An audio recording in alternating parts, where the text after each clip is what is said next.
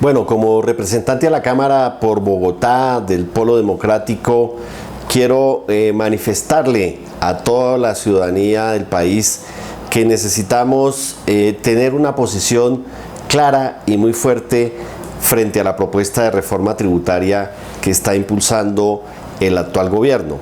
Desde siempre nosotros hemos dicho que apoyamos el proceso de paz con las FARC, con el ELN, y hemos apoyado al gobierno en las comisiones de paz del Congreso, pero hemos dicho que no estamos de acuerdo con su modelo, con sus políticas económicas, y nosotros lamentamos que esta reforma tributaria que se acaba de poner a consideración del Congreso pues viole el artículo 363 de la Constitución, que establece que la política fiscal, la política tributaria y los impuestos deben ser progresivos. Si los impuestos deben ser progresivos, eso partiría de que los más ricos pagan más y los que tienen menos patrimonio, menos riqueza pagan menos, y que los que no tienen nada, en vez de pagar, van a recibir beneficios, porque los impuestos son una manera de redistribución de los ingresos al interior de una sociedad. Por eso no podemos aceptar que se quieran recaudar 9.1 billones de pesos adicionales por vía del impuesto más regresivo, que es el IVA. No entendemos por qué razón lo que se quiere es que el IVA, que es un impuesto al salario, que es lo más antidemocrático, porque si se le impone IVA a un champú, pues ese IVA lo paga la persona más pobre de Ciudad Bolívar o la persona del estrato más alto de la ciudad de Bogotá. Es decir, es un impuesto democrático porque todos lo pagan, pero totalmente antidemocrático porque lo pagan los que no tienen y los que tienen todo, y los que son ricos y los que tienen mayor ingreso. No es posible entonces que apenas 2 billones se vayan a recaudar con el impuesto a la renta de las grandes empresas, mientras 9.1 billones se van a recaudar producto prácticamente de los salarios de los trabajadores. Nos vamos a oponer, por lo tanto, al aumento del IVA, porque consideramos que es totalmente regresivo. Es totalmente falso de que no se va a gravar la canasta familiar. ¿Por qué es falso? Pues simple y llanamente porque hay más de 100 productos que ya tienen IVA y que hacen parte de la canasta familiar. Es decir, el 70% de los productos de la canasta familiar ya tienen IVA, y obviamente si el IVA va a pasar del 16 al 18% y luego al 19%, pues indudablemente se va a afectar la canasta familiar. Tampoco estamos de acuerdo que se vaya a afectar al sector solidario de la economía, que son el sector cooperativo y todas las entidades que se llaman entidades sin ánimo de lucro.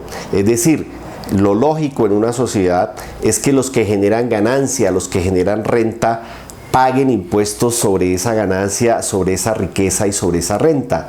Pero es concreto y es claro que en el caso de las cooperativas, en el caso de las ONGs que se ocupan de los niños, de los derechos humanos, de muchos temas sociales, ahí no hay reparto de utilidades. Cuando estas entidades generan algún tipo de lucro o algún tipo de utilidad, esas utilidades se reinvierten en la razón de ser y en la razón social. Es decir, allí no hay ningún particular que reciba dividendos, y por lo tanto nos vamos a oponer a que se pretendan tratar las cooperativas que hacen vivienda como los bancos que hacen vivienda. Es decir, no podemos tratar de manera igual a los que son por naturaleza desiguales.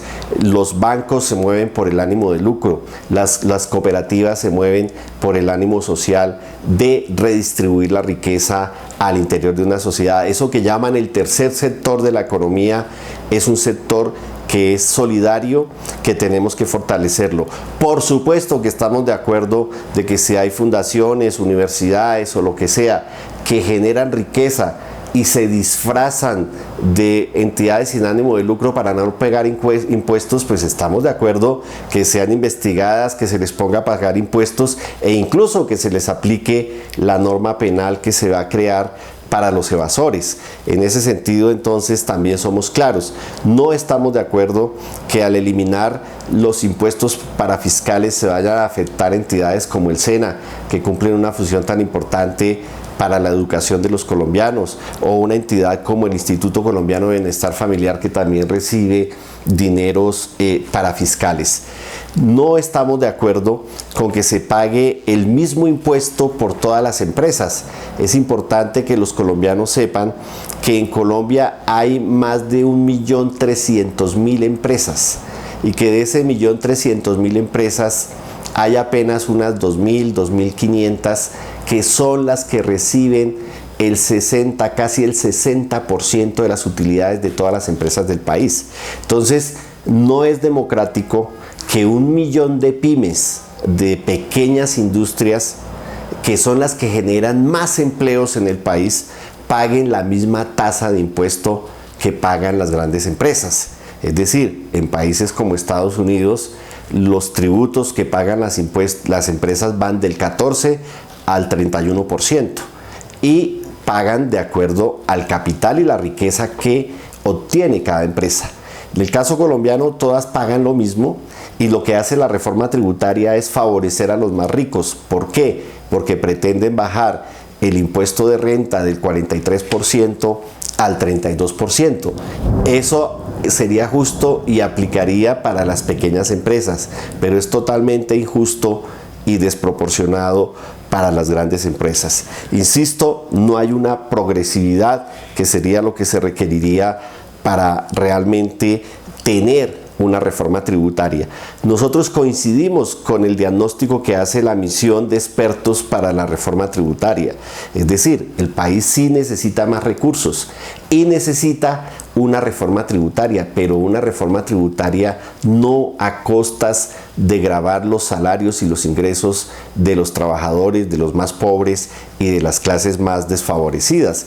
Y por eso nos preocupa que esta reforma tributaria se quiera pupitrear acá en el Congreso, tanto en la Cámara como en el Senado, que no haya el suficiente debate y que obviamente pretendan buscar los recursos en los tenderos. ¿Qué tal? En las tiendas, en las peluquerías. Como si todos no supiéramos que los recursos hay que buscarlos en esas 1.200 personas que aparecen en los Panama Papers, que tienen grandes capitales en el exterior. Como si no supiéramos que esos impuestos hay que buscarlos en las grandes remesas que hacen las empresas multinacionales al exterior.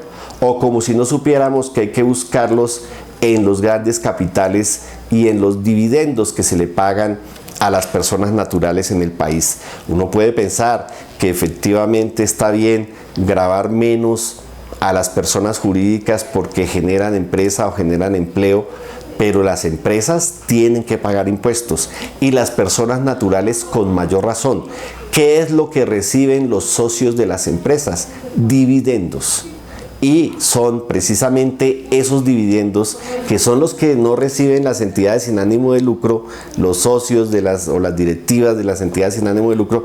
Eso sí lo reciben los dueños, los socios, los gerentes de las empresas, y por lo tanto hay que gravarlas. Todo esto para decir que estamos de acuerdo en que las empresas generan empleo, pero también tienen el deber de pagar impuestos. Hay que atacar la evasión. Algunos hablan de más de 20 billones de pesos que se dan por año por evasión. Eso es más de lo que recauda la reforma tributaria. ¿Y quiénes son los evasores? Pues son los grandes capitalistas de este país, los grandes empresarios, la gente más rica del país. Por eso estamos de acuerdo con penalizar. En muchos países del mundo, no pagar impuestos es un delito. Incluso en muchos países del mundo, si uno va con una mercancía que compra y no tiene la factura de compra, eso puede ser un delito, porque el ciudadano se vuelve cómplice de los que no pagan impuestos, que aquí los llamamos vivos, en otros países se llaman delincuentes. La reforma tributaria propone criminalizar a los evasores, pero no se le ha dicho al país una cosa que dice la reforma tributaria, y es que si el evasor paga el impuesto, no se le aplica la pena. ¿Cómo así? ¿Cómo así? Entonces, ¿Cuál es el mensaje para los evasores? Róbese la plata y si lo pillan, pague, que usted no le va a pasar nada. Eso no es una reforma penal seria. Eso es una complicidad de la reforma tributaria para con los evasores. Entonces, los invitamos a que se movilicen, a que estemos en la calle y a que estemos en las barras del Congreso, en las comisiones económicas, en las plenarias del Congreso, para que no permitamos que este Congreso le vaya a meter la mano a los bolsillos a todos los colombianos para favorecer a los sectores más ricos de este país. Recordemos que hay 32 empresas hoy que están exentas de pagar impuestos y son las empresas más grandes del país, que están dejando de reportar más de 6 billones de ingresos y de tributar más o menos 2 billones de pesos. Por lo tanto, les extendemos un saludo y les pedimos que estén pendientes de cómo nos organizamos para enfrentar una reforma que es totalmente contraria a los intereses del país.